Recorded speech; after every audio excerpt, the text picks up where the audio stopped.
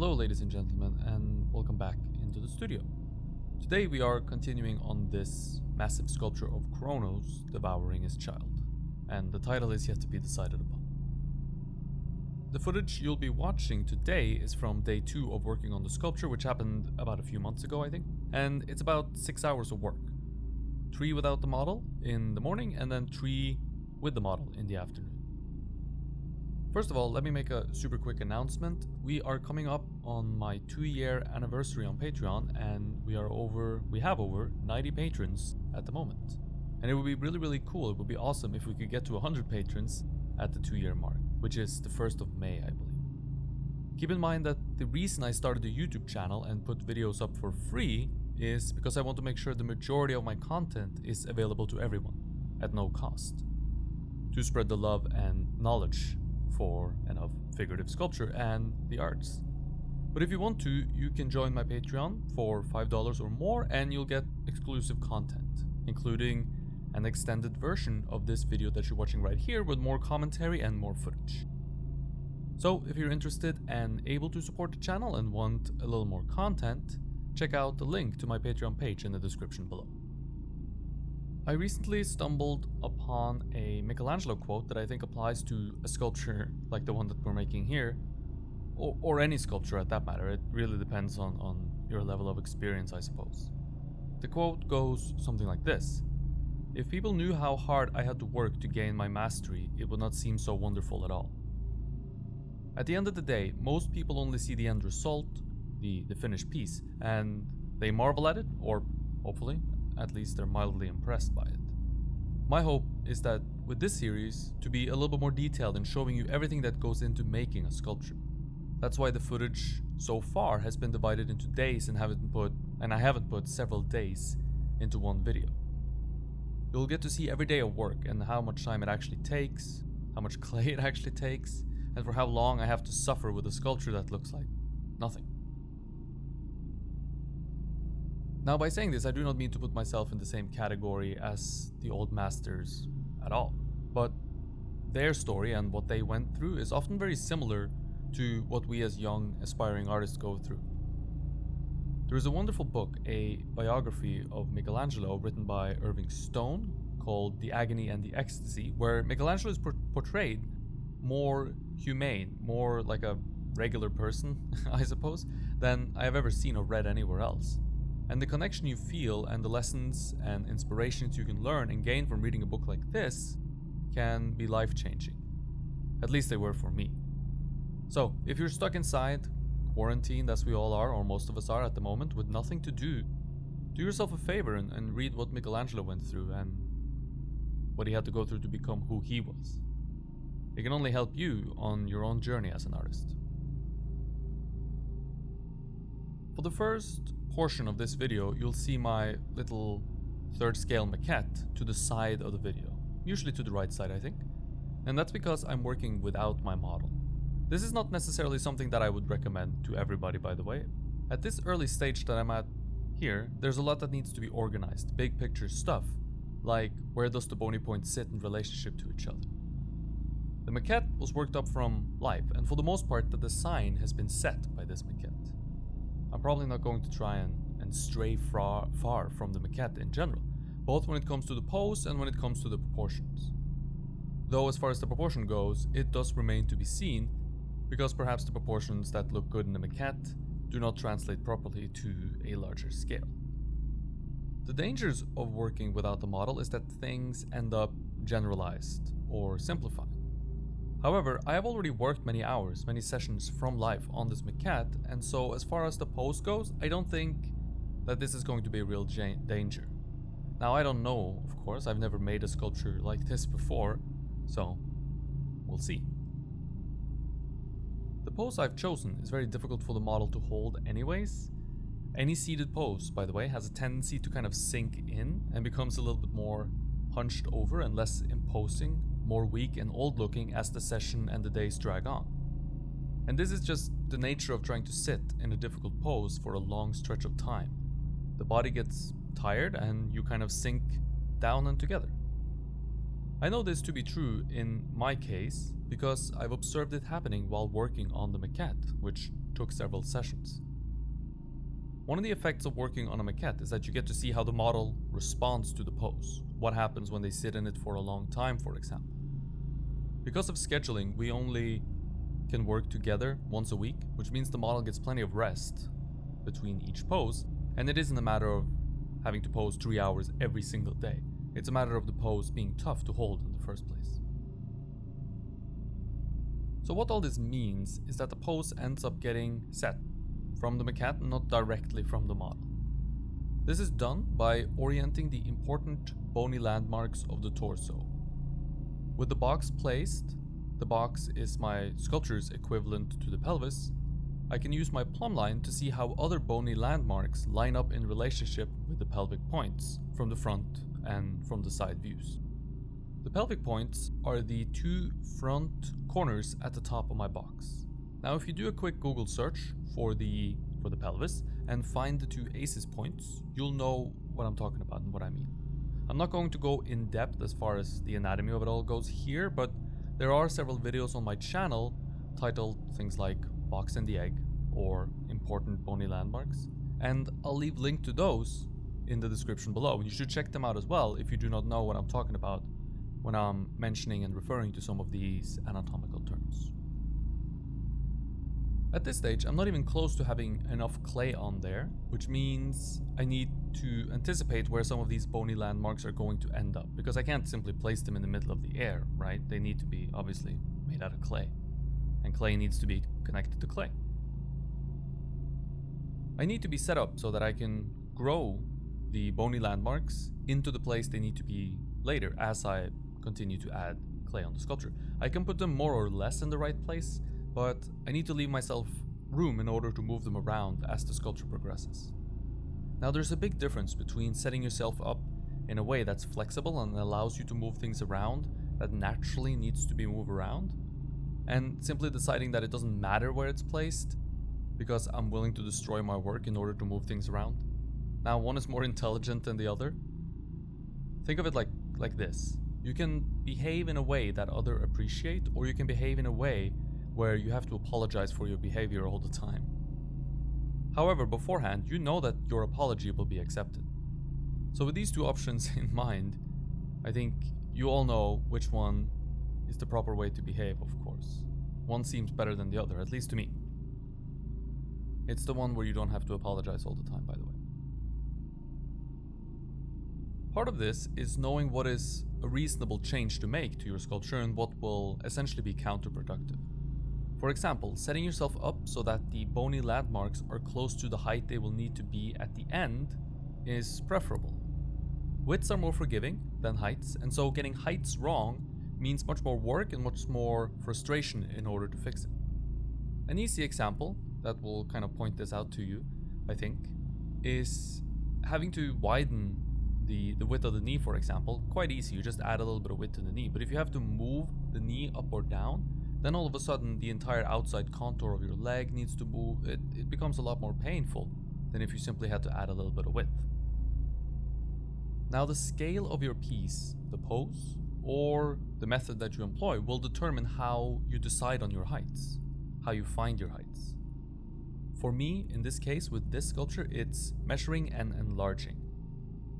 Now exploring the heights become, for me, a little counterintuitive at a scale like this, because it's so large, it will take so long, it already takes a lot of time. And rough measurements will get you pretty close to where you can use your eyes to determine and move things millimeters here and there later on. Also, in a larger scale sculpture, obviously, a few millimeters here and there won't matter as much as it will in a small scale. So a rough measurement is pretty good in a large scale. At something like a half-life size scale, measuring becomes trickier, and this is because small mistakes in your measurement will have a large impact on the overall look of the sculpture. At the Florence Academy of Art, where I teach, we don't use any measuring, especially not calipers, on our half-life size figures. The methods used for dealing with heights without measuring is thoroughly explained in my Patreon exclusive video series. Here, however, I'm using both measuring and those methods here to double check myself and to make sure I'm not deviating too far. And The methods I'm referring to, which you can see more in depth on my Patreon exclusive series, is things like comparative measurement. A good trick, a good thing to always keep in mind is to measure things that cannot really change. So the length of someone's sternum cannot change, as it is a bone, so that's a good thing to measure. But the length between someone's pit of the neck and their pelvic point, that can change as the model moves and shifts in its position. So keeping in mind what measurements you can trust and what measurements you cannot trust is important. Because I cannot simply place some of the bony landmarks exactly where they need to line up, I simply place them so that they have the correct height, or more or less the correct height, and so that they have the correct relationship with the other bony landmarks that I've placed. Where the pit of the neck is might not be exactly correct, but it's pretty much where it needs to be in relationship with the pelvic points. As the sculpture progresses, I will make sure that as one bony point moves, the others follow suit, keeping the relationship between them intact all the time. While the width of the box is measured exactly and will not change, the depth of the box can change, as that is virtually an impossible measurement to take, so I'm not even attempting to make it. So as the depth of the box changes and the pelvic points move, the pit of the neck will need to move with them. At the moment, that means that the angular relationship between the bony landmarks cannot be exactly correct because they are not placed exactly where they need to be in space. Simply because there isn't any clay there to do that. I haven't grown the widths enough yet, or the depths. This happens as the sculpture progresses, and keeping track of the angular relationships between your bony landmarks is a good way to keep tabs on where you're at. At the moment, the vertical relationship is pretty good, but the angles are much more shallow because the piece is way too narrow and missing both width and depth. And as I said, dealing with this is part of the process and how I ensure that the beginning serves the end of my sculpture and is not simply a placeholder that needs to be replaced and redone later on. The center line is the line you'll see me draw from the middle of the box up to the pit of the neck at the top of the ribcage. The center line represents the spine, and it is vital that it is drawn on the same way, in the same place, in the front as it is in the back. We can't have a spine in two separate places at once. That would obviously cause problems. There are many reasons to draw a center line.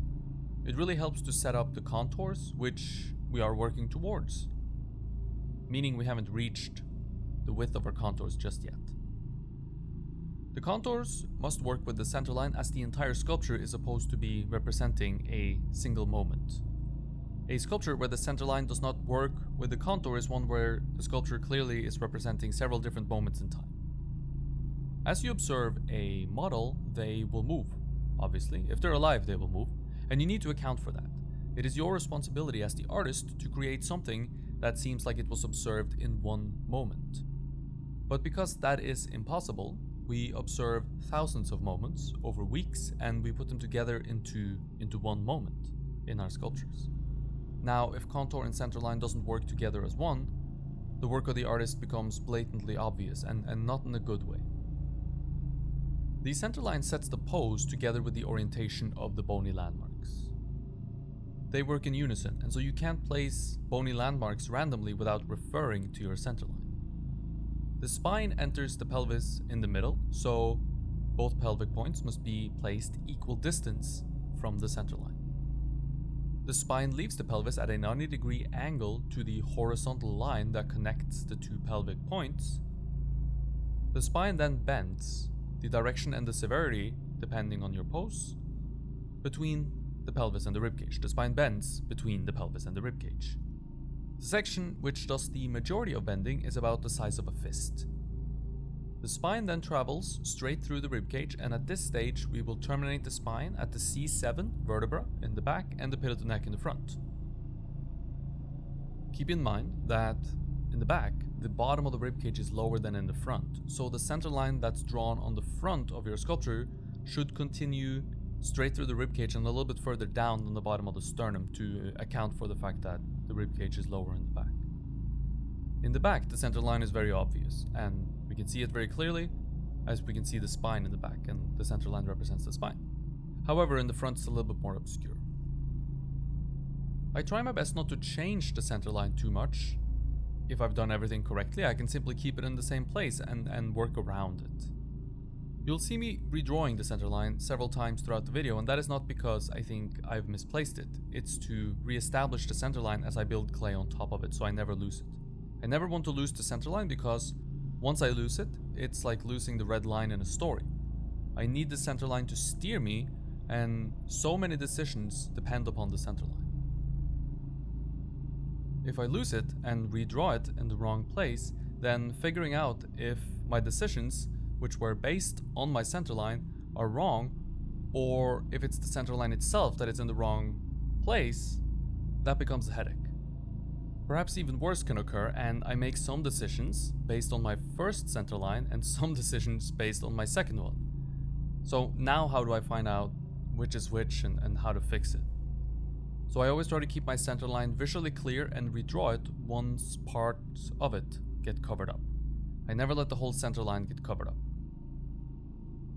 Using the centerline, I establish symmetry in width on either side of the centerline. Both in the pelvis and in the ribcage this is true. Using the centerline, I establish symmetry in contour on either side. This happens because the muscles are attached symmetrically on either side of the body. One pectoral muscle, for example, is not attached to a rib lower than the other one, they are attached at the same rib on either side. And I use the centerline to organize my internal information so it's symmetrical on either side of the centerline. I have a whole video on these 3 rules that I would highly recommend that you check out if you haven't already. There I go over how to properly use the rules and when to deviate from them. And these 3 rules regarding the centerline makes blocking a sculpture in so much easier. I'll leave a link to that video in the description below. One of the tricky things I'm dealing with here is the fact that the sculpture's pelvis and ribcage do not have the same front plane. In other words, the ribcage is twisting on top of the pelvis. Now this presents several issues for me. First, I have to set up the proper relationship between the 2 front planes and work from there. The way I'm doing this is by taking 2 tools and going up to my maquette and checking how large the difference in angle is between the 2 tools when I place them up against the front plane of the pelvis and the ribcage on my maquette.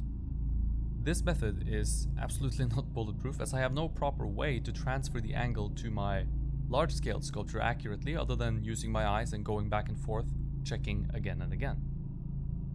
There is also the difficulty of having flesh on my maquette. Once the flesh of the belly and the pectoral muscles is placed, the front planes of pelvis and ribcage become a lot more obscure, not so easy to see, and not so easy to simply measure. And this is compounded by the fact that one arm is heading forward, pulling the pectoral muscle with it. Another thing I do that helps a lot is that I check the angle between the front planes of the ribcage and the pelvis on my maquette, and then I draw lines representing these 2 angles on the wooden base in order to help me see them more clearly. The straight lines are a little easier to transfer to the base of my larger sculpture and use to get the planes aimed in the direction they are supposed to be aimed. The lines on the base also help me figure out the other difficult part of sculpting something with the ribcage twisted on top of the pelvis. Because I want to represent contour from 4 separate views, those 4 views being the front, the back, and the sides, I need to make sure I can always get back to the same view in order to every day observe the same contour. If not, I'll be chasing my tail around in circles. One day I'm observing one contour, and the other day the contour looks different because I'm observing it from somewhere slightly different. The easiest way to do this is to figure out the front plane of the pelvis by drawing an imaginary line between the model's 2 pelvic points and placing yourself in a spot that creates a 90-degree angle to that line. This is fine and dandy method if there is no twist. If there is a twist, this becomes a lot harder because all of a sudden, the amount of twisting is a variable that will change. So in order to keep things consistent, I observe the pelvic section and every contour that's connected to the pelvis the same way as described above. To observe the ribcage section, I place myself directly in front of the plane of the sternum. Same thing as the pelvis. Imagine the sternum being a flat plane that you want to observe, and you want to observe perpendicular to that flat plane. So now you can observe the same contour every time, no matter if the twist between the pelvis and rib cage is the same or if it changes. And trust me, it will change. Now the clever among you might have picked up on the fact that the actual twist between the pelvis and the rib cage frankly doesn't matter too much. The accuracy of said twist is virtually impossible to detect and to measure, and as long as it is within reason and working visually, you should be fine. This also means, by the way, that the possibility of choice is present here. We can twist more or we can twist less. Once you learn how to observe in a fashion that is repeatable day after day, you can take advantage of this and piece together a figure by observing each element or part of the figure from a different view and putting them together. Of course, there are several pitfalls trying to do something like this.